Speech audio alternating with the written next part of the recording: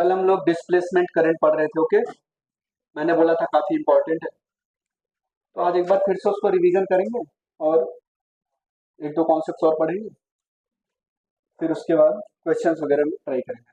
Okay, मैंने कल एक पीडीएफ और आपको सेंड की थी, थ्योरी ईएमएफ थ्योरी और एक क्वेश्चंस की। ठीक है, जो लास्ट पीडीएफ है उसमें काफी अच्छे अच्छे क्वेश्चंस है, जेईएमएस लेवल के क्वेश्चन है। ठीक है, तो चलो देखते हैं concept of displacement current. Concept of displacement current.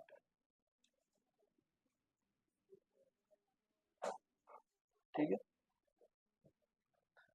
तो क्या हुआ था, हमने दो प्लेट लिए थे, मेटालिक प्लेट। ओके,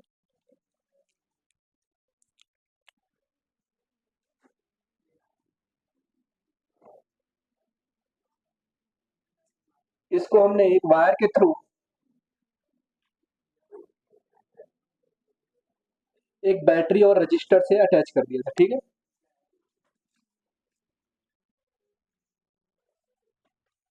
हो गया, बैठ गया आराम से, चले। डिसाइड ही नहीं कर पाते तुम लोग, डेली का हो गया।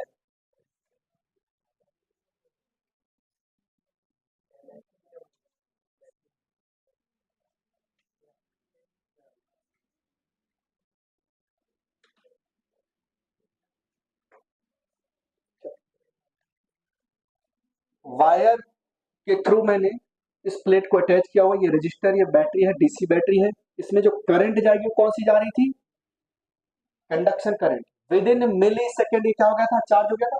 भाई इन रियलिटी तो कैपेसिटर ये है ना, ऐसे बनाऊंगा आपको सर्किट दिख। ठीक है, ऐसे जैसे ही आप इस स्विच को क्लोज करोगे, जैसे ही आप इस स्विच को क्लोज करोगे, कैपेसिटर क्या हो जाएगा, चार्ज। और कितना टाइम लगता था, मिली सेकेंड। ठीक है, मिली सेकेंड में जैसे ही मैंने स्विच को क्या किया, क्लोज किया, स्विच को हमने क्या किया, क्लोज किया। ठीक है, तो करंट का फ्लो होना स्टार्ट हो। कैपेसिटर में आप क्या पढ़ रहे थे, जितना करंट इधर जा रहा है उतना ही करंट इधर आएगा क्या। ओके, इन मिली सेकेंड्स के ड्यूरेशन में क्या क्या हुआ वो हम देखने गए थे।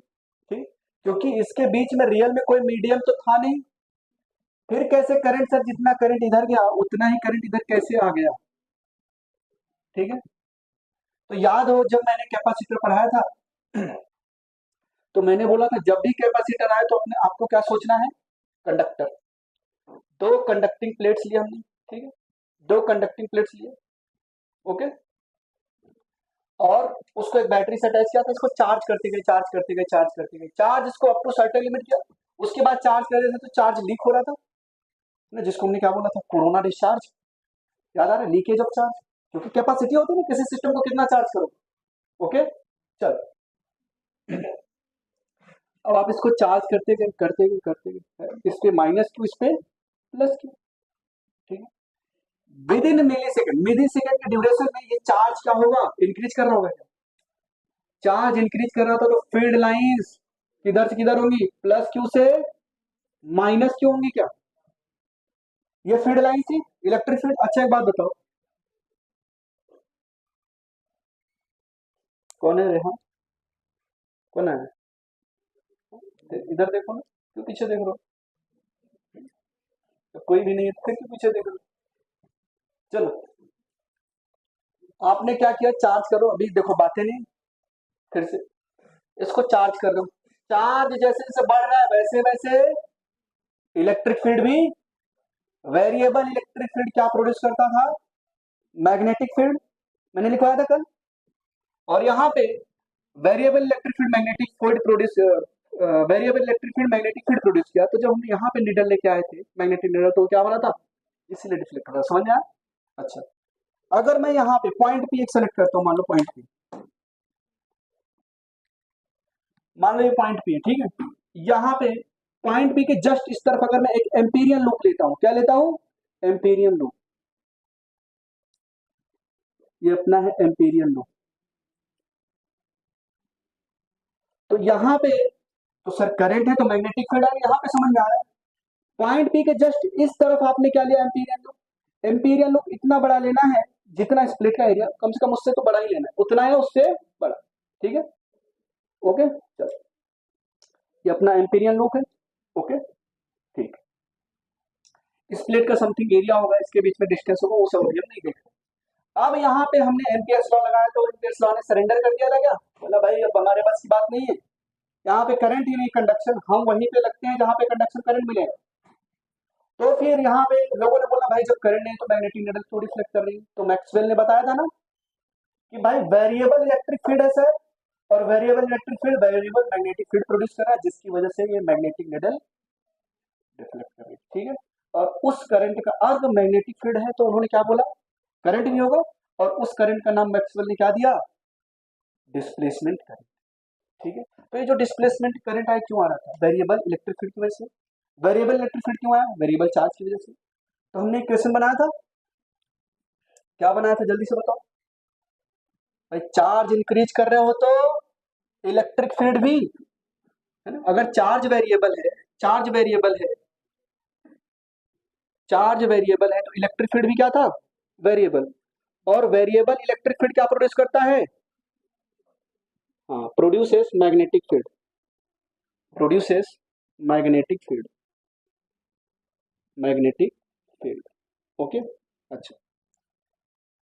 आप लोग पढ़ते आ रहे हो फ्लक्स बराबर क्या होता था, ए इंटू ए, वेक्टर ई डॉट वेक्टर। अब ये जो लूप सेलेक्ट किया है इसका एरिया वेक्टर फील्ड वेक्टर के क्या है, पैरेलल है क्या, फील्ड वेक्टर के पैरेलल, ये सब का लिखवा दिया तुमने। ठीक, तो फ्लक्स यहाँ पे क्या आएगा, ई ए कॉस 0 डिग्री, ई ए कॉस 0 डिग्री, तो फ्लक्स यहाँ पे आ गया सर ई ए, एरिया क्या कांस्टेंट है क्या, और यहाँ पे इस पॉइंट पे इलेक्ट्रिक फील्ड क्या आएगा, सिग्मा अपॉन में, भाई इसकी वजह सिग्मा अपॉन 2 एप्सिलॉन नॉट, इसकी वजह sigma upon 2 epsilon not, add किया तो सिग्मा अपॉन में एप्सिलॉन नॉट, तो क्या लिखोगे, सिग्मा अपॉन में epsilon not into area. Sigma into area क्या होता था, charge, charge density into area क्या होगा, चार्ज, और वो चार्ज क्या है, वेरिएबल है। अगर मैं यहाँ पे लिखूं फाई बराबर क्यू अपॉन में ए एप्सिलॉन नॉट इनटू ए से ए कैंसिल हो गया, तो फाई क्या आया यहाँ पे, फाई क्यू अपॉन में एप्सिलॉन नॉट। ठीक है, चार्ज वेरिएबल, चार्ज इंक्रीजिंग है तो फ्लक्स भी increase, within millisecond ये बातें हो रही। जब अच्छा फुल्ली चार्ज हो जाए तो करंट फ्लो, क्योंकि इसका पोटेंशियल और इसका पोटेंशियल सेम हो गया, तो चार्ज फ्लो होना बंद, जब चार्ज फ्लो होना बंद तो conduction current zero, conduction current zero तो डिस्प्लेसमेंट करंट भी जीरो। अब इसको हमने क्या किया था, डिफरेंशिएट किया था विद रिस्पेक्ट टू टाइम, तो क्या था, d phi by D T बराबर 1 अपॉन में epsilon not d Q by D t. यही जो करंट इसको क्या बोला था, डिस्प्लेसमेंट करंट। अच्छा, डिस्प्लेसमेंट करंट और कंडक्शन करंट बराबर थे कंटिन्यूटी प्रिंसिपल से, तो हमने यहाँ पे आईसी लिख दिया था। ठीक है, कंफ्यूजन ना हो इसलिए उसको चेंज करके वहां पे सी की जगह पे डी बना लो छोटा सा। ठीक है, वहां पे क्या कर लो, डी लिखो सभी लोग, डी लिखवाया था क्या मैंने, ठीक है, क्योंकि मुझे ऐसा लगा कि कल मैंने यहाँ पे कंडक्शन लिख दिया था। ठीक है, तो बच्चों कंफ्यूजन हुआ, वो इसलिए लिखा था क्योंकि हमने यहाँ पे कंटिन्यूटी प्रिंसिपल से देखा, यहाँ पे ब्लैक बॉक्स लगा दिया, जितना करंट इधर उतना ही करंट इधर जा रहा है, मतलब बीच में जो डिस्प्लेसमेंट करंट है वो इसके बराबर होगा क्या। ओके, ये रिलेशन आया था, तो लिख लो आप लोग। ठीक, यही है आपका डिस्प्लेसमेंट करंट। फर्दर इसको सिंप्लीफाई करोगे, d phi by D T बराबर 1 अपॉन में एप्सिलॉन नॉट, नहीं लिखा है तो लिख लो आई डी। अब यहाँ पे जो डिस्प्लेसमेंट करंट आएगा वो क्या आएगा, epsilon not d phi by D t. क्या हुआ, चलो ये डिस्प्लेसमेंट करंट है। अनदर वे मैंने क्या बोला था, another way to find the displacement current, जल्दी से बताओ। Q बराबर क्या था, C इंटू V। कैपेसिटर ना तो चार्ज पे डिपेंड करता है ना तो पोटेंशियल डिफरेंस पे, ये कांस्टेंट था। अब चार्ज वेरिएबल है तो पोटेंशियल भी वेरिएबल होगा, तो dq by D T, D Q by D T बराबर C dv by D T, ये लिखोगे क्या, और यही क्या है आपका डिस्प्लेसमेंट करंट। तो डिस्प्लेसमेंट करंट यहां से बातें नहीं, बिल्कुल नहीं, डिस्प्लेसमेंट करंट क्या गया, C dv बाई, याद करो ये भी मैंने लिखवाया था, याद आ रहा है, नहीं आ रहा है क्या, कल लिखा था चंदन में, ठीक है, displacement current C dv by dt अच्छा, और कॉन्टिन्यूटी प्रिंसिपल से मैंने क्या बोला था? कॉन्टिन्यूटी प्रिंसिपल से मैंने क्या बोला था? Conduction current equal to displacement. तो मैंने एक बात और बोली थी, अगर डिस्प्लेसमेंट करंट फाइंड आउट करना आपके लिए डिफिकल्ट हो रहा है तो क्या फाइंड आउट करोगे? Conduction current. ठीक है, ये सारी बातें हो गई। तो तीन मोटा मोटा अपने को रिजल्ट मिले थे यहाँ पे।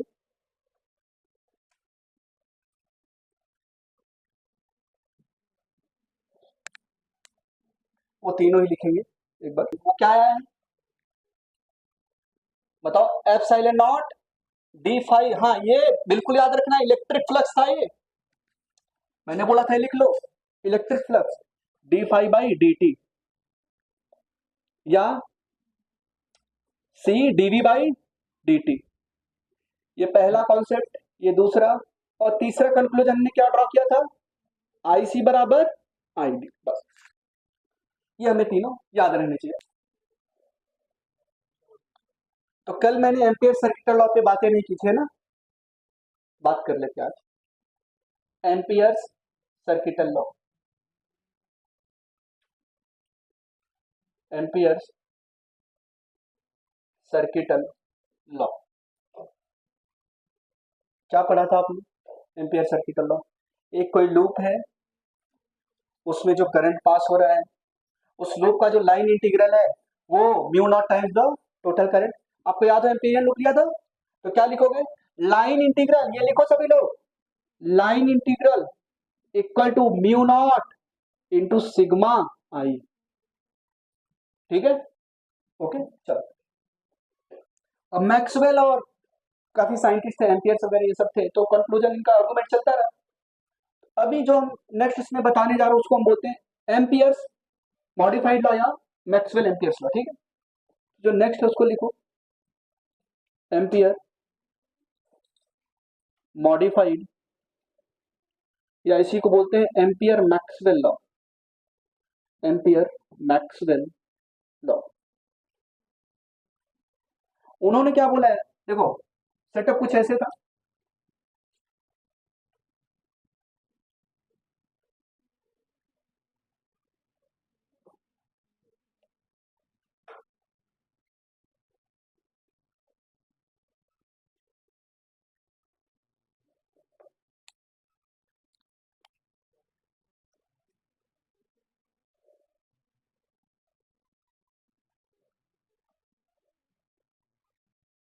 चलो एक बार यहाँ पे हमने अगर एम्पियर्स लॉ लगाओगे यहाँ पे तो क्या आएगा? यहाँ पे अगर एम्पियर्स लॉ लगाओगे इस जगह तो क्या आएगा? Line integral vector B dot dl. अब इसका रेडियस कितना है हमें वो वहां पे देख लेंगे, तो डीएल क्या लिख लेंगे? पूरा over the close loop 2 pi r. तो वेक्टर बी डॉट डीएल बराबर म्यू नॉट, कौन सा करंट? Conduction current. यहां पे लिखूंगा तो क्या लिखूंगा? वेक्टर बी डॉट डीएल बराबर mu naught into displacement current. अब यहाँ पे कौन सी करंट मिल रही? यहाँ पे क्या डिस्प्लेसमेंट करंट मिल रही? क्या यहाँ पे मिल रही ना? यहाँ पे डिस्प्लेसमेंट करंट क्या? जीरो। यहाँ पे कंडक्शन करंट क्या है? जीरो। तो उन्होंने मॉडिफाई किया और इस एम्पियर लॉ को ऐसे लिख दिया, वेक्टर बी डॉट डीएल बराबर mu not IC plus ID, conduction current plus displacement current. भाई अगर इस कैपेसिटर के बाहर आ गए इस सर, अगर हम एम्पियर सर्किट लॉ बाहर लगाएंगे तो कौन सा करंट मिलेगा? आईसी। आईडी जीरो रहेगा, तो सर ठीक है ये भी काम कर रहा है। अगर अंदर चले गए तो आईसी जीरो आईडी, और आईडी और आईसी क्या है? ठीक है समझना, ये है एम्पियर्स मॉडिफाइड या ampere's Maxwell law.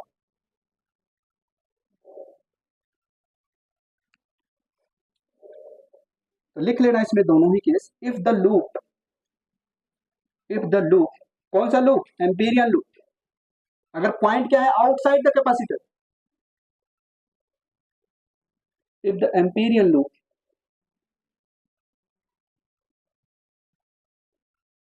Is outside, तो क्या होगा? कंडक्शन करंट मिलेगा अपने को। कंडक्शन करंट जीरो नहीं होगा। कौन सा करंट जीरो होगा? Displacement current. दूसरा, if the amperian loop, if the amperian loop is inside, तो क्या मिलेगा यहाँ पे? अब कंडक्शन करंट जीरो होगा, डिस्प्लेसमेंट करंट जीरो नहीं होगा। तो जब एक बार कंडक्शन करंट जीरो यहाँ पे जीरो लगाओगे तो और तो लिखो Maxwell defined the electrodynamics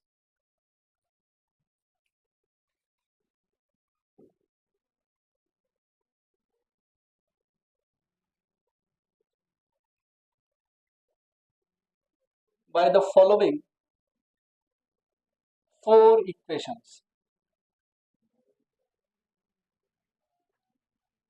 By the following four equation. वो कौन कौन सी इक्वेशन है? पहला लिखो, पहला इक्वेशन लिखेंगे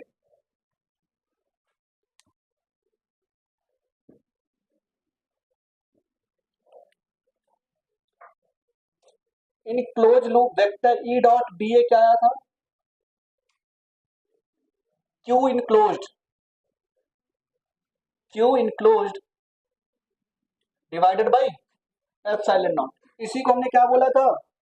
गॉस थ्योरम इन इलेक्ट्रोस्टैटिक। यही क्या था अपना? Gauss theorem in electrostatic. ठीक है। दूसरा उन्होंने क्या बोला था? Vector B dot D A, vector B dot D A बराबर जीरो, बराबर जीरो। ये क्या है? Gauss theorem in magnetic effect of current या मैग्नेटिज्म। अच्छा, कोई एक्सप्लेन कर पाएगा क्या मेरे को vector B dot D A zero कैसे हो गया? देखो मैग्नेटिक फील्ड लाइन क्या करती थी? क्लोज लूप बनाती है। क्या magnetic field line close loop बनाती है? देखो magnetic field line close loop बनाती है। ठीक है, ये मान लो मैग्नेटिक फील्ड लाइन और ये अपने को पता है सर ये क्लोज लूप फॉर्म करती है। अगर मैं कोई एक लूप लूं, एम्पेरियन लूप, मान लो कोई एक लूप लेता हूं या कोई एक लूप लेता हूं, ठीक है,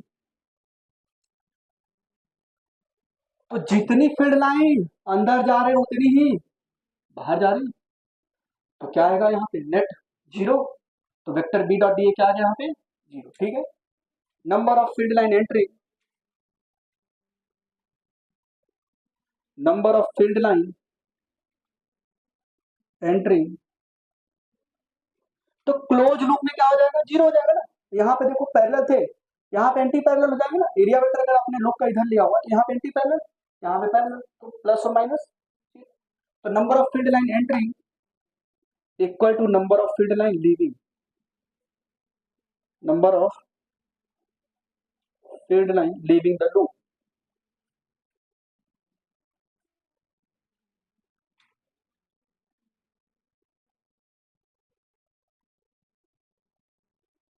इसीलिए vector B dot D A zero. ये दो इक्वेशन हो गया। तीसरा देखो, तीसरा तो अपना मॉडिफाइड एम्पियर्स लॉ वाला ही इक्वेशन हो जाएगा। Line integral equal to mu naught I C plus I D.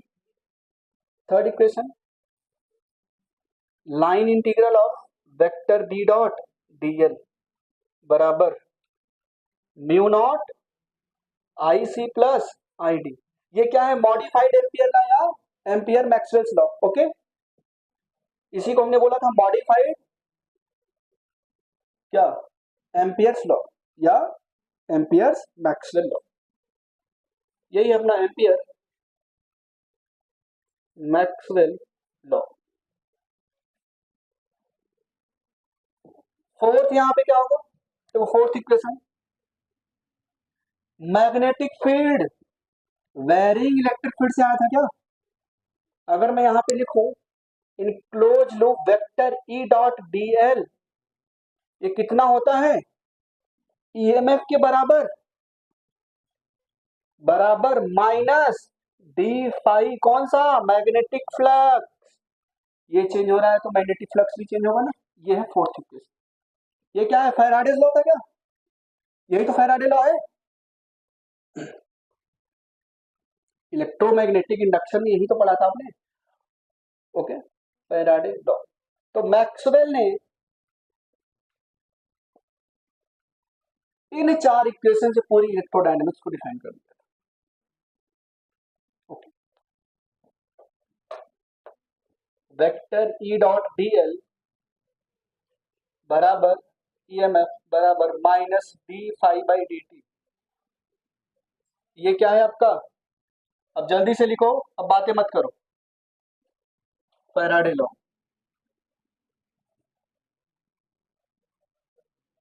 जो ईएम वेव था उसमें इलेक्ट्रिक फील्ड और मैग्नेटिक फील्ड क्या थे? सेम फेज में थे क्या? और उसके लिए इक्वेशन क्या थी? ई बराबर E naught sine omega T minus K X. Magnetic field की इक्वेशन क्या थी? B naught sine omega T minus K X. ठीक है, इलेक्ट्रिक फील्ड और मैग्नेटिक फील्ड का रेशियो क्या दे रहा था? स्पीड ऑफ लाइट अगर वैक्यूम में है, या बी देगा अगर वो मीडियम में है। ठीक है, ये वैक्यूम में है। चलो, अगर मैं यहाँ पे वेव वेलोसिटी की बात करूं, वेव वेलोसिटी तो क्या आएगा? ओमेगा बाई के। मैं वेव वेलोसिटी की बात करूं तो क्या आएगा? ओमेगा बाई के। ठीक है, ओमेगा को क्या लिख सकते हो? 2 पाई एफ। और के को क्या लिख सकते हो? 2 पाई बाई लेमडा। 2 पाई से 2 पाई, तो जो वेव वेलोसिटी आई या स्पीड ऑफ लाइट आई उसको क्या बोलेंगे? F into lambda. आप लोगों ने इक्वेशन देखा होगा, v बराबर एन लेमडा। ये पढ़ा है क्या? और मैंने ऑर्गन पाइप्स में ये सब पढ़ाया था ना आपको, v बराबर एफ इंटू लेमडा। ये वेव वेलोसिटी आ गया। अच्छा, फेज डिफरेंस क्या होता था?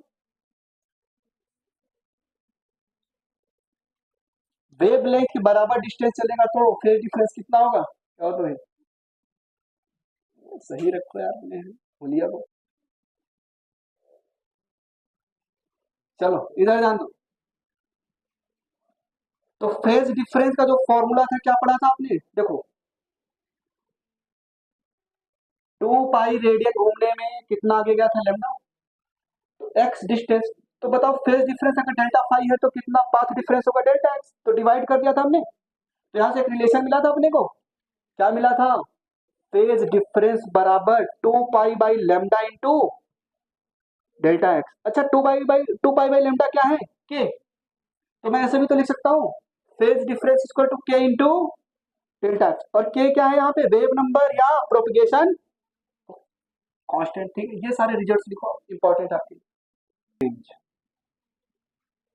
Wave length, range. पहला है आपका, फर्स्ट है आपका गामा रेज, दूसरा है आपका एक्स रेज, तीसरा है आपका अल्ट्रा वायलेट रेज,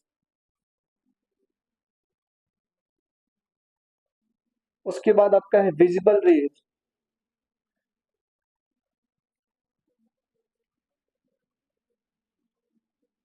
उसके बाद क्या है? याद है किसी को? या लाइट, इसी को हम लाइट बोलते हैं। Infrared, microwave and radio wave, है ना? ऑर्डर में गड़बड़ नहीं होनी चाहिए। ठीक है, infrared, microwave and radio wave. Infrared, microwave and radio wave, and radio wave. तो गामा रेज की जो वेवलेंथ की रेंज होती है वो क्या होती है? लेस देन 0 कर पाते हैं, या अपने सराउंडिंग्स को सेंस कर पाते हैं। ठीक है, बाकी हम सेंस नहीं कर पाएंगे। ठीक, कुछ स्पीसीज ऐसे होते हैं जो इसके बियॉन्ड भी रेस को या वेव्स को रीड कर पाते हैं, जैसे इंफ्रारेड हो गया। ये डॉग हो गए, इंफ्रारेड में भी वो, इंफ्रारेड को भी वो देख पाता है। ठीक है, इंफ्रारेड को भी वो सेंस कर पाता है। ठीक है, आप लोगों ने सुना होगा कुछ जानवर ऐसे होते हैं जो क्या होने वाला पहले से ही वो सेंस कर लेते हैं। ठीक है, तो उनके जो सेंसरी ऑर्गन्स है वो हमसे ज्यादा एडवांस है। अब जैसे जो सांप होता है, ठीक है, जमीन पे रहता है, उसको सबसे पहले पता चलता है अर्थक्वेक का, अर्थक्वेक कब आने वाला। ठीक है,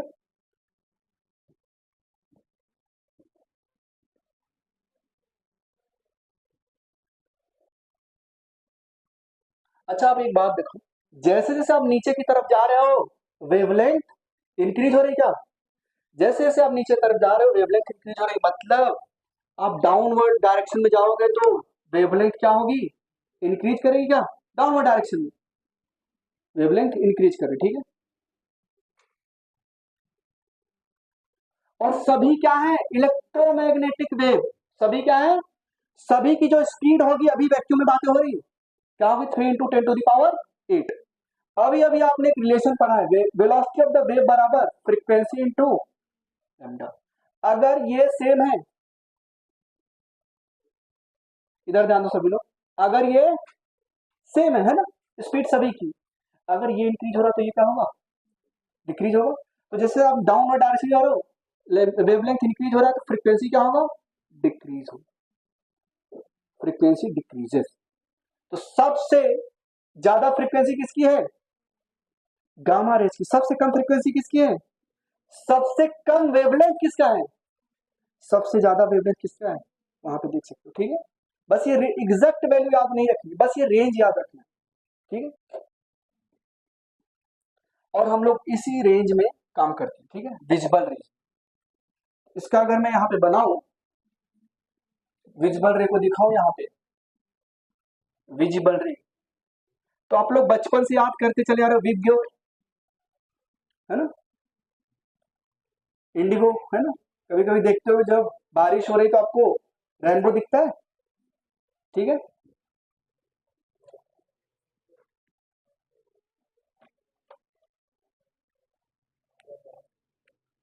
तो विजिबल रेस के कितने कंपोनेंट्स है ये देख लो, आप लोग बताना मेरे को।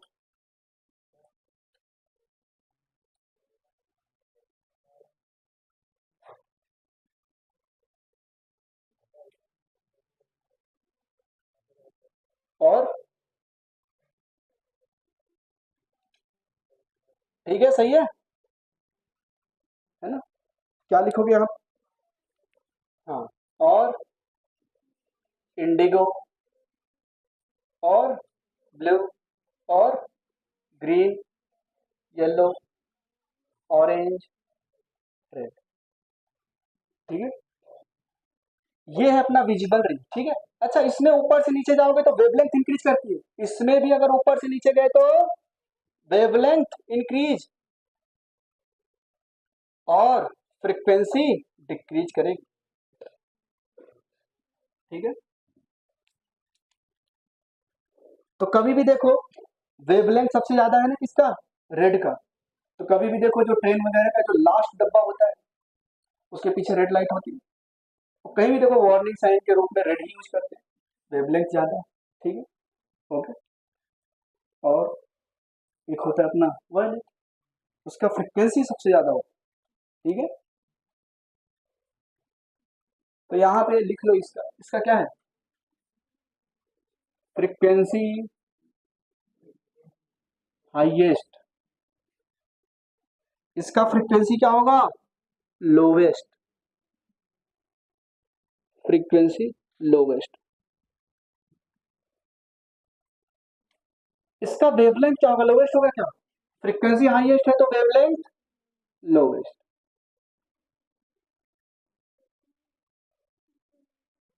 इसकी वेवलेंथ क्या होगी? हाईएस्ट।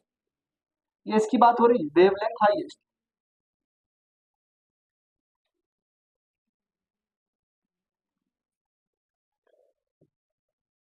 सिमिलरली यहाँ पे इसकी फ्रीक्वेंसी सबसे ज्यादा, फ्रीक्वेंसी हाईएस्ट, फ्रीक्वेंसी हाईएस्ट और वेवलेंथ लोवेस्ट। यहाँ पे इसकी वेवलेंथ क्या होगी? हाईएस्ट और फ्रीक्वेंसी लोवेस्ट। तो जो अपनी आईज है वो सबसे ज्यादा सेंसिटिव होती है येलो और ऑरेंज के लिए। येलो और ऑरेंज के बीच में जो कलर है या जो भी वेवलेंथ है, उस वेवलेंथ के लिए अपनी आंखें सबसे ज्यादा सेंसिटिव है, उसको सबसे पहले कैच करती है। तो कभी भी देखो जहां पे कंस्ट्रक्शन वर्क हो रहा है वहां पे लोगों को ऑरेंज कलर की जैकेट या येलो कलर का कैप पहनाया जाता है, ताकि कोई डिजास्टर या कैलेमिटी हो तो पहले वो दिख जाए मेरे को दूर से, अरे वो रहा है ना। तक जितना आपने पढ़ा ये सब, या जितना भी चीजें हम यूनिवर्स में अभी तक एक्सप्लोर कर पाए, वो सिर्फ और सिर्फ क्या है, 4%। क्या है, 4%। ओके, देखो थोड़ी सी बातें करेंगे साइंस के बारे में, थोड़ा इंटरेस्टिंग चीजें यहाँ पे। 96% क्या है सर, 96%। जब 4% ही मैटर और एनर्जी जो हमारे काम का है, जिससे हम इंटरेक्ट कर पाते हैं, जिसको हम यूटिलाइज कर पाते हैं, या जिसको हम अभी तक एक्सप्लोर कर पाए, बाकी 96% क्या है, बाकी 96% dark matter plus dark energy. 75% क्या है, डार्क एनर्जी है। ठीक है, तो यूनिवर्स बहुत ही मिस्टीरियस है। ठीक है, आप लोगों ने कभी सोचा है अर्थ जो है, इधर ध्यान दो सभी लोग, अर्थ का मास बिलियंस ऑफ केजी में है। ठीक है, 10⁻24 केजी के ऑर्डर का है। ठीक है, समझ पा रहे हो, और वो स्पेस में बिल्कुल ऐसे रुका हो, मतलब वो चल भी रहा है और बिल्कुल स्पेस में फ्लोट कर रहा है, जैसे पानी में नाव तैरता रहता है, उसी तरीके से स्पेस में इतने heavier object, celestial bodies like sun, black holes, galaxy, सब क्या कर रहे हैं, बिल्कुल फ्लोट कर रहे हैं स्पेस में। ठीक है, तो कभी आपने सोचा यार ये स्पेस एग्जिस्ट ही क्यों करता है? अब सोचो ना, ये स्पेस आया कहां से? सभी लोग बोलते हैं बिग बैंग। क्या बोलते हैं, बिग, अरे बिग बैंग हुआ तो उसके पहले क्या था? बिग बैंग मतलब कहीं से तो सब आया है, मतलब कुछ था पहले। तो स्पेस और टाइम, आइंस्टीन ने बोला ये क्या है, एक दूसरे के साथ रिलेटेड है, स्पेस एंड टाइम ये कोएग्जिस्ट करते हैं। ठीक है, इस पे अभी भी बहस चल रही है, अभी भी कई लोग ऐसे बिग बैंग थ्योरी को बिल्कुल भी नकार देते हैं, और सही बात है। आप खुद सोचो ना, बोलते कुछ नहीं था, अबे कुछ नहीं था तो इतना कैसे हुआ? और आप लोग जो देखते हो इतने सारे कलर कॉम्बिनेशन, इतने सारे प्रीशियस मटेरियल्स, ज्वेल्स, जो भी हैं, अगर आप बिल्कुल डिटेल में जाओगे, बिल्कुल सब एटॉमिक लेवल पे, तो सब रेज से बने हैं, लाइट रेस। ठीक है, फोटॉन्स। अब उतनी कॉम्प्लिकेटेड फिजिक्स आज भी हम अंडरस्टैंड नहीं कर पा रहे, साइंटिस्ट लगे हुए। तो सर ये डार्क मैटर और डार्क एनर्जी होता क्या है? ऐसे मैटर्स या ऐसी एनर्जी जिनसे नॉर्मल मैटर इंटरेक्ट ही ना करे। ठीक है, ये सब जो मैटर्स है ये सब नॉर्मल है, इनसे हम इंटरेक्ट करते हैं, है ना। अब इस पे मैं यहाँ पे ऐसे मारता हूँ तो मेरे को भी चोट लगती है। अभी ये जो फ्री स्पेस है, यहाँ पे डार्क मैटर एग्जिस्ट करता है, वो मैटर या वो एनर्जी ऐसी जो हमारे बॉडी से इंटरेक्ट ही नहीं करता। ठीक है, साइंटिस्ट ने देखा यार, जैसे क्या करते हैं, वो मास मेजर करते हैं, वेट मेजर करते हैं। तो जब गैलेक्सीज का मास वगैरह निकाल रहे थे, या किसी सोलर सिस्टम का मास निकाल रहे थे, तो उन्होंने देखा यार एक्चुअल मास तो ज्यादा आ रहा है और थ्योरेटिकल मास तो कम है। तो जो फ्री स्पेस था उसमें भी क्या है, मास है। ठीक है, तो काफी इंटरेस्टिंग, अगर आप डीप में जाओगे। खैर हमें क्या करना है, डॉक्टर बनना है, पैसे कमाने, लाइफ सेट, फिर 50-60 साल जो भी लाइफ स्पैन है जीना है, निकलना है। ठीक है, ओके। लेकिन उसके पहले आप चीजों को थोड़ा सा एक्सप्लोर करो, है ना, कितना डीप में चीजें हो सकती हैं। अभी आप लोग जो पढ़ रहे हो कुछ भी नहीं, फ्रैक्शन भी नहीं उसका। खैर, तो 96% सिर्फ हमें अननोन, अभी 4% ही सिर्फ हमारे काम का है, जिसको हम अभी हार्नेस कर पाए। ओके, चलो, तो समझ में आया इलेक्ट्रोमैग्नेटिक वेव स्पेक्ट्रम। ऊपर से नीचे जा रहे हैं तो क्या हो रहा है, लैम्डा इंक्रीज हो रहा है, फ्रीक्वेंसी डिक्रीज हो रहा है, और ये विजिबल रेंज जिसमें हम लोग देखते हैं चीजों को। ठीक है, चलो,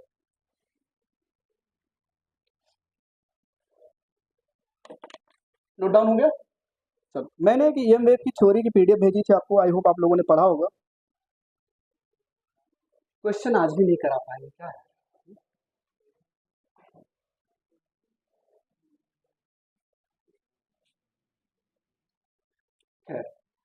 आरसी सर्किट, आरएल सर्किट में करंट का ग्रोथ और करंट का डीके पढ़ाया था क्या मैंने? अगर जिसको आंसर पता चले, क्योंकि कॉन्शियस के उस लेवल को टच करना वो अपने आप में ही गॉडनेस की बात कर रहा है। ठीक है, वहां तक पहुंचे नहीं। जैसे जैसे आप ड्रीम देखो ना, ड्रीम में आप मर जाते हो तो उठ जाते हो। ठीक है, मरने के बाद क्या वो प्रोसेस नहीं कर पाता, उठ जाते हो ना, ब्रेन रुक गया वहीं पे। ठीक है, क्योंकि अब जैसे ये होता है कि नहीं होता है यार, ड्रीम में कहीं पे आपने कोई नाइटमेयर से आया, उठ जाते हो, है ना, या आपको है ना पता चला आपको लायन दौड़ा रहा है, आप भाग ही नहीं पा रहे हो, ऐसे ड्रीम्स आते हैं। उसमें भी मान लो आ गया हो, आप मरने वाले हो, उसके बाद क्या होता है, प्रोसेस कर पाता है क्या?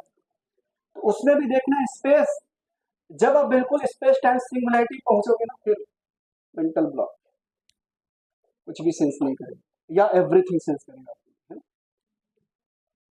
चलो आरसी सर्किट पढ़ते हैं पहले। लिखो आप लोग आरसी सर्किट।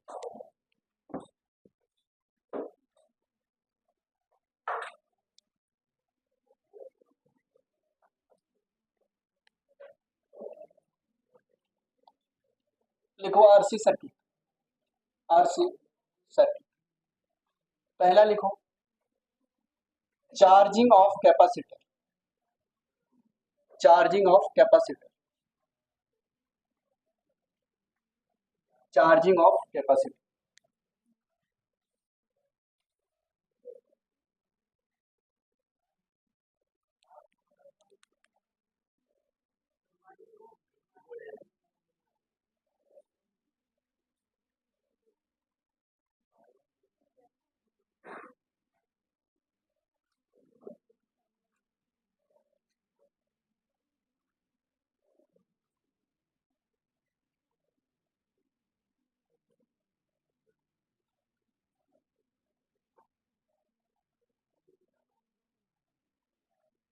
चलो अभी हम कैपेसिटर को चार्ज करने चल रहे हैं। जैसे ही मैं इस चीज को क्लोज करूँ क्या कैपेसिटर चार्ज होगा? ठीक है, तो चार्ज अचानक से हुआ था क्या? टाइम लिया था। ओके, तो ये जो चार्जिंग ऑफ कैपेसिटर उसका जो वेरिएशन आएगा वो कैसे आएगा? अब यहाँ पे लूप लॉ लगाओ, केवीएल लगाओ।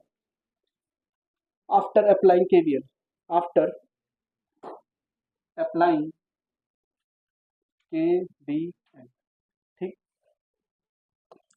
तो केवीएल लगाओगे तो यहाँ पे क्या आएगा बताओ? यहां से चलो, V माइनस, अब मान लो करंट इसमें आई है, आई इंटू आर, प्लस से किधर जा रहे हो तो इसके क्रॉस पोटेंशियल ड्रॉप कितना होगा? Q बाई सी। तो ये प्लस है और ये माइनस, तो माइनस Q बाई सी बराबर 0, ऐसे लिखोगे। चलो तो Q बाई सी को एक तरफ करो, तो Q बाई सी बराबर V minus I into R, ठीक है। और I को क्या लिख सकते हो? dQ by dt। ओके, अगर मैं चार्ज को वेरी कर रहा हूं तो कैपेसिटर के क्रॉस वोल्टेज भी तो वेरिएबल है।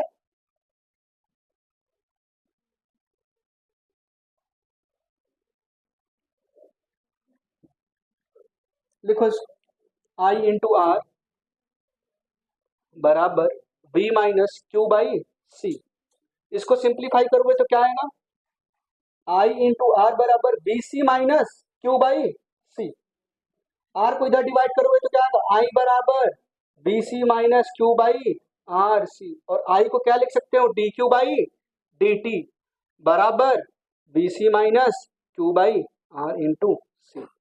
अब डी क्यू बराबर क्या लिखोगे? फर्दर इसको यहाँ से सिंप्लीफाई कर रहा हूं, तो डी टी को इधर ले, क्यू यहाँ पे है क्या सर? ये क्यू वेरिएबल है और क्यू इसमें, इसको डिवाइड करो तो क्या लिखोगे? डी क्यू अपॉन में वी सी माइनस क्यू बराबर 1 अपॉन में R C into D T, 1 upon में R C into D T.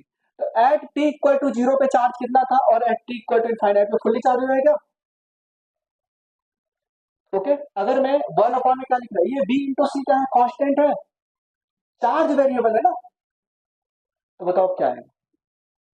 इसको लिखो ना, यहाँ पे सभी लोग इंटीग्रेशन करो, एल एन, अगर मैं इसको इंटीग्रेट कर दूं तो क्या आएगा? L N B C minus Q बराबर 1 अपॉन में आर सी, 0 पे 0, टी पे मान लो क्यू, तो क्या लिखोगे? 1 अपॉन में R C T, R C तो कांस्टेंट है, रेजिस्टेंस और कैपेसिटेंस टी, 0 से टी। सॉल्व करो, क्या आ रहा है? लिमिट लगाओ यहाँ पे 0 और क्यू, क्या आ रहा है? ये चार्ज की वैल्यू है, ये क्यू क्या है? चार्ज की वैल्यू। लिखो, वैल्यू पुट करो आप, L N B C minus Q minus L N B C बराबर 1 अपॉन में आर सी इंटू टी।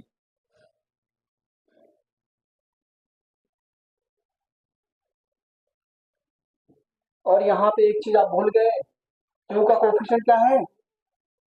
जो एक्स वेरिएबल कोफिशिएंट होता था उससे डिवाइड भी तो करते थे, याद आ रहा है? -1, तो -1 लग के यहाँ पे क्या आ जाएगा? माइनस, डायरेक्ट ऐसे लिख दो, कोई दिक्कत? चल अब सॉल्व करो, लिमिट पुट करो। देखो यहाँ माइनस लगा है क्या, तो पहले ही मैं लोअर लिमिट लगा देता हूँ ताकि माइनस गायब हो जाए। लोअर लिमिट लगाओ, एल एन VC देखो मैंने बोला था डेरिवेशन जरूरत नहीं, इसको आपको नोट करने की जरूरत नहीं, मैं डेरिवेशन करा रहा हूँ, रिजल्ट कहां से आया, ठीक है। ln VC minus 0 minus ln VC minus Q बराबर 1 अपॉन में RC T माइनस 0। इसको सॉल्व करोगे तो क्या आएगा, ln log m minus log n क्या होगा, log m by n, VC upon में VC माइनस Q बराबर 1 अपॉन में RC इंटू T, ठीक है, ओके। अच्छा अगर माइनस को मैं यहां पे लेके जाता डायरेक्ट तो क्या लिखता, अगर मैं इस माइनस को यहां ट्रांसफर कर दूं तो कोई दिक्कत है ना, क्योंकि एक्सपोनेंशियल में रिजल्ट बनाना है, माइनस यहां लिख दो तो यहाँ पे क्या आ जाएगा, ये प्लस और ये माइनस, फिर अपर माइनस लोअर करोगे, ठीक है, क्योंकि एक्सपोनेंशियल में पॉजिटिव रिजल्ट नहीं रखना है, मुझे निगेटिव रखना है ताकि एलआर सर्किट के मैच कर जाओ, जैसे एलआर सर्किट ने प्रूफ करा था, ये माइनस को इधर लेके आओ, ठीक है, तो माइनस इसको ln VC minus Q, limit कहां से कहां तक, 0 से Q बराबर, ठीक। अब पुट करो ln अपर माइनस लोअर, तो ऐसे भी तो लिख सकते थे, ये भी तो सही था, बराबर माइनस 1 अपॉन में RC इंटू T। अब e की पावर में लिखो क्या आएगा, VC माइनस Q अपॉन में VC बराबर क्या लिखोगे यहाँ पे, e की पावर में माइनस 1 अपॉन में RC into T, anti log ले लिया तो VC को इधर मल्टीप्लाई करो क्या आएगा, VC माइनस Q बराबर VC इंटू e की पावर में माइनस 1 अपॉन में RC इंटू T, ठीक है। चलो अब VC यहाँ भी एक तरफ ले जाओ, माइनस Q को इस तरफ करो तो क्या आ जाएगा, Q बराबर VC माइनस e की पावर में माइनस T अपॉन में RC, अरे VC भी तो है यहाँ पे, ये रिजल्ट, ये डेरिवेशन आपको लिखने की जरूरत नहीं है, बस ये जो रिजल्ट है वो भी लिख सकते हो, अगर लिखना है तो आपकी मर्जी। Q बराबर VC कॉमन लिया, क्या आया, 1 माइनस e की पावर में minus T by RC, VC क्या है, Q not V into C, Q not बराबर V इंटू सी, तो Q बराबर क्या आ गया, Q नॉट e की 1 माइनस e की पावर में माइनस T अपॉन में R इंटू सी। तो एट t इक्वल टू 0 पे charge 0, e power 0 1, 1 minus 1 0, charge 0, at t equal to infinite पे चार्ज कितना होगा, Q नॉट। सर एक टाइम ऐसा होता था जब चार्ज कितना होता था, 63%, याद आ रहा है, याद आ रहा है, टाइम कांस्टेंट बोला था उसको, ये RC क्या है, टाइम कांस्टेंट। ये देखो रिजल्ट अपना एस्टेब्लिश हो गया क्या, Q बराबर Q नॉट 1 माइनस e की पावर में माइनस T बाई RC, ये क्या है, चार्जिंग ऑफ कैपेसिटर, ठीक है।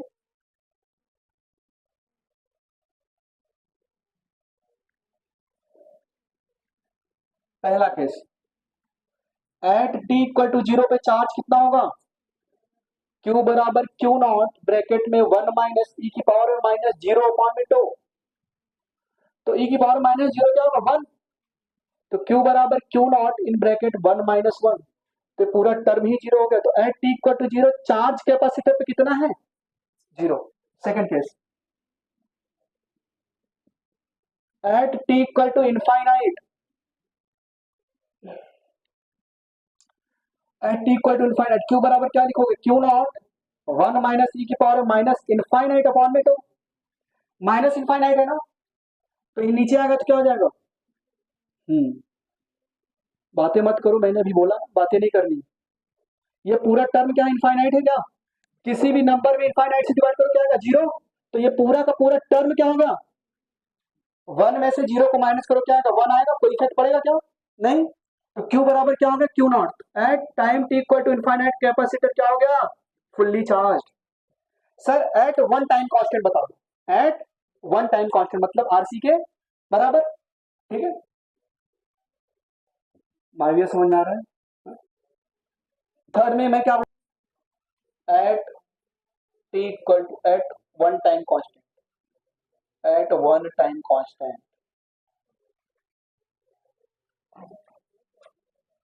Eight one time constant t equal to 2, तो Q बराबर Q नॉट 1 माइनस e की पावर माइनस 2 बाई 2, कैंसिल करो, तो Q बराबर Q not in bracket 1 minus e की पावर माइनस 1, तो Q बराबर क्या आएगा, Q नॉट 1 माइनस 1 अपॉन में e, आपको बताया था 1 में ई की वैल्यू कितनी होती है 0.37।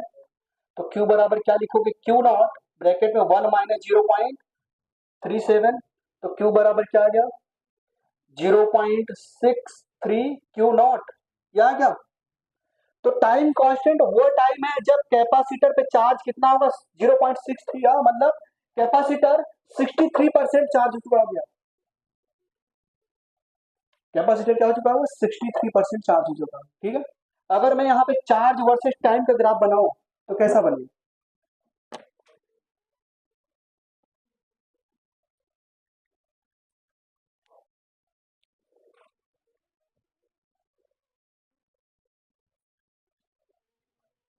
ये चार्ज है और ये क्या है टाइम। तो कुछ एक्सपोनेंशियल ग्राफ ऐसा बनेगा at time T equal to infinite ये कितना चार्ज हो जाएगा फुल्ली। और टाइम कांस्टेंट पे कितना चार्ज होगा इस पे टाइम कांस्टेंट पे 0.63 ऑफ क्यू नॉट।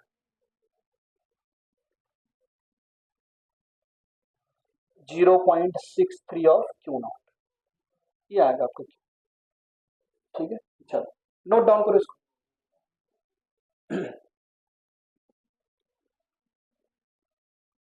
मिल जाएगा current eight any time T. Next देखो इसको पूरा मैं इरेज करूं।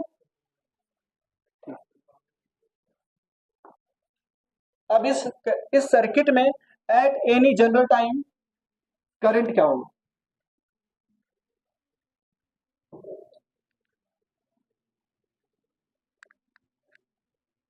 चलो देखो नेक्स्ट देखो इसमें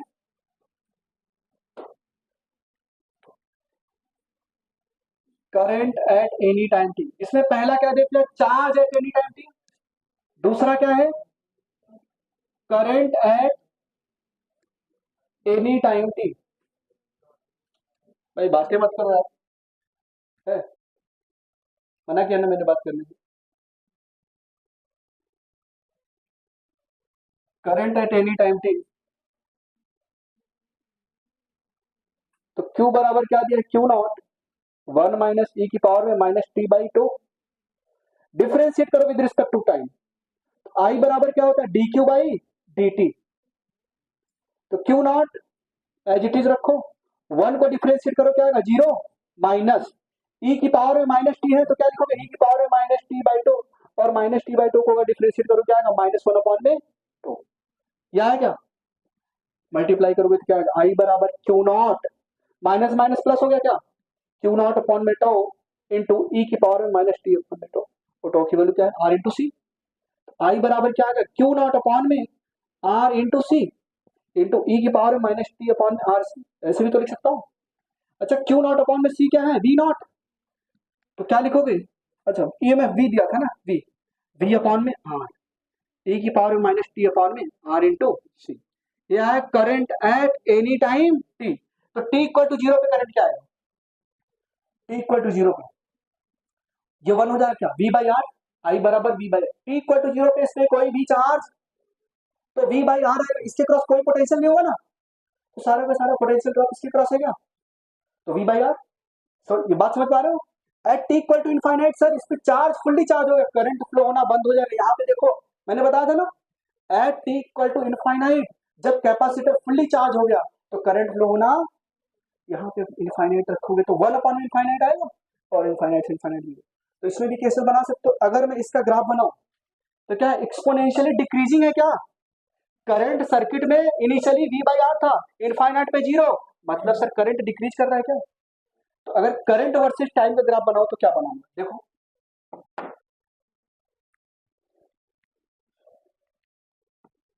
जिनको जेई मेन देना है उनके लिए ठीक है डेट में तो एक फॉर्मूले से काम चल जाएगा तुम्हारा। आ जाओ फर्स्ट केस इसमें भी देखो first case at T equal to zero circuit में करंट कितना होगा जल्दी से बताओ आई बराबर वी अपॉन में आर ई की power minus 0 by R C. ये पूरा क्या हो गया 1। तो सर्किट में करंट कितना आएगा वी अपॉन में आर। ठीक है चलो at T equal to infinite at T equal to infinite circuit में करंट कितना होगा सर्किट में करंट कितना होगा वी बाई आर ई की पावर माइनस इनफाइनाइट अपॉन में आर सी। ई की पावर माइनस इनफाइनाइट की वैल्यू क्या होती है? जीरो। क्या होती है? Zero into V by R क्या होगा? जीरो। तो क्या होगा? Zero. At T equal to infinite में सर्किट में कोई भी करंट फ्लो नहीं होगा क्योंकि कैपेसिटर फुली चार्ज हो गया है। पोटेंशियल ड्रॉप इसके क्रॉस और इसके क्रॉस सेम हो गया है, तो चार्ज पे जब फ्लो नहीं तो करंट भी नहीं मिलेगा। थर्ड बताओ, third third at T equal to R C या यही इसी को हम क्या बोलते हैं? At T equal to. ठीक है, क्या होगा इस समय? आई बराबर वी अपॉन में are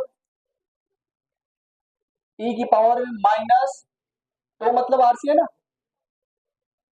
RC by RC one आया क्या? तो क्या लिखोगे? आई बराबर वी अपॉन में आर वन अपॉन में ई, वन अपॉन में ई की वैल्यू, और वी बाई आर कितना था? Maximum current I naught. I बराबर क्या लिखोगे? 0.37 of I naught, I naught. ठीक है, यही तो मैक्सिमम करंट था, इसी को हम मैक्सिमम करंट बोलेंगे, आई नॉट इनिशियल।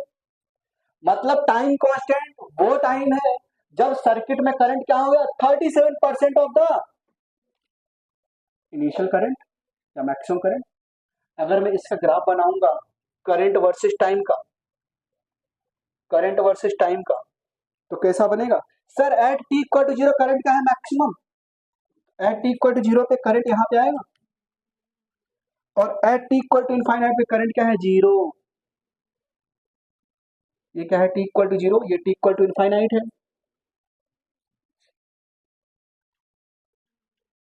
और एक टाइम ऐसा था, एक टाइम ऐसा था जब करंट क्या था? 0.3 से, यहां पे करंट मैक्सिमम है I naught V by R, यहां पे करंट है I equal to 0.37 of I naught. ठीक है, समझ आ रही है बात है? ये क्या है? अब कैपेसिटी देखो, सर्किट में करंट डीके हो रहा है, करंट धीरे धीरे डिक्रीज हो रहा है, जो फ्लो ऑफ करंट का बैटरी से निकल रहा था वो धीरे धीरे कम हो रहा है। ओके, समझ में आई बात है? अच्छा, अगर मैं पूछता पोटेंशियल ड्रॉप बताओ तो eight any time T,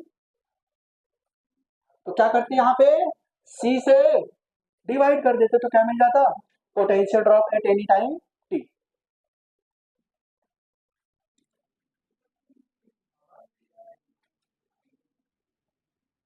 potential drop, potential drop across capacitor plate, across capacitor plate at any time t, at any time t। चलो,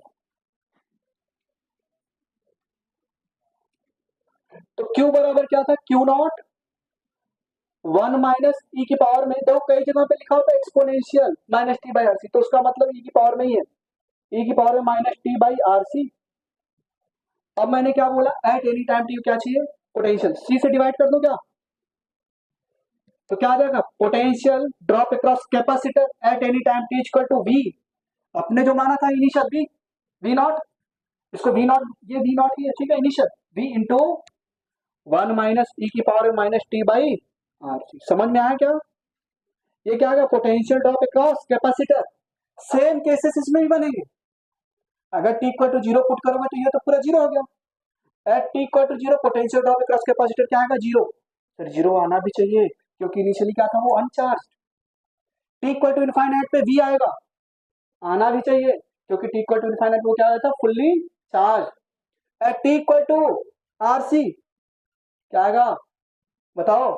0.63 times of the V not.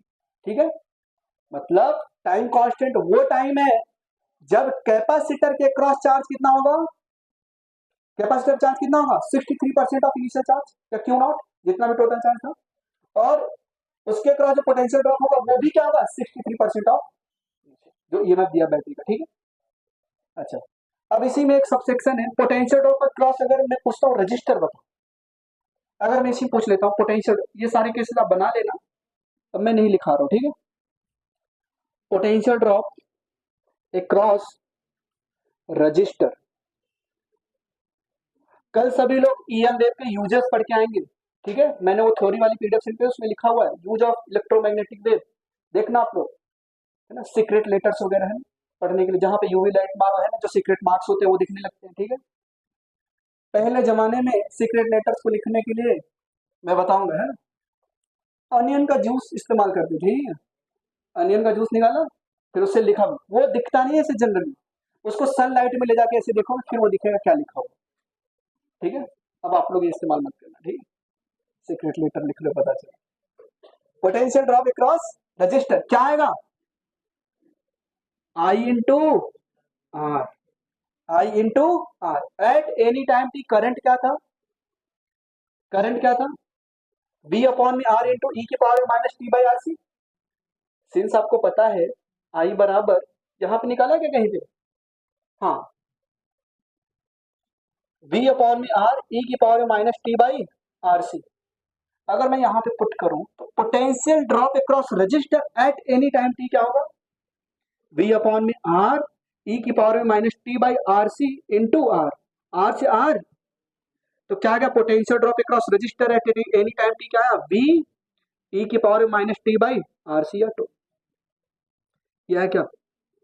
अब इसमें बताओ at T equal to zero, at T equal to zero potential drop across register क्या होगा, v, होना भी चाहिए sir, battery v volt का लगाया है, इसके क्रॉस जीरो था तो पूरा कहां गया, at T equal to infinite क्या होगा सर, जीरो, होना भी चाहिए सर, पूरा पोटेंशियल ड्रॉप इसके क्रॉस हो गया, इसके cross zero. At T equal to R C क्या आएगा, 0.37, 1/E आएगा क्या, तो 0.37, मतलब टाइम कांस्टेंट वो वैल्यू है या वो टाइम है जब रजिस्टर के क्रॉस पोटेंशियल ड्रॉप क्या है, 37% ऑफ द ईएमएफ, और कैपेसिटर के क्रॉस क्या था, 63%, 63 प्लस 37 कोड करो क्या आएगा, 100। समझ आ रहा है बात को, ठीक है। तो ये तो क्या होगा, चार्जिंग ऑफ कैपेसिटर, चार्ज देख लिया, चार्ज का वेरिएशन देख लिया। अच्छा, ये सब ग्राफ ऐसे ही बनेंगे, अगर मैं यहाँ पे लिखता हूँ potential drop across register versus time, तो ये ग्राफ ऐसा बनेगा। अगर मैं कैपेसिटर के क्रॉस लिखूं तो वो ग्राफ, समझ आ रहा है, ये घर पे जाके पूरा डिटेल में लिखना है, एक पेज पे, दो पेज पे, ठीक है, ओके। अगर आप चाहते हो अच्छे क्वेश्चन, आपकी अंडरस्टैंडिंग अच्छी हो, तो ये लिख लेना 2 पेज और चिपका देना दीवार।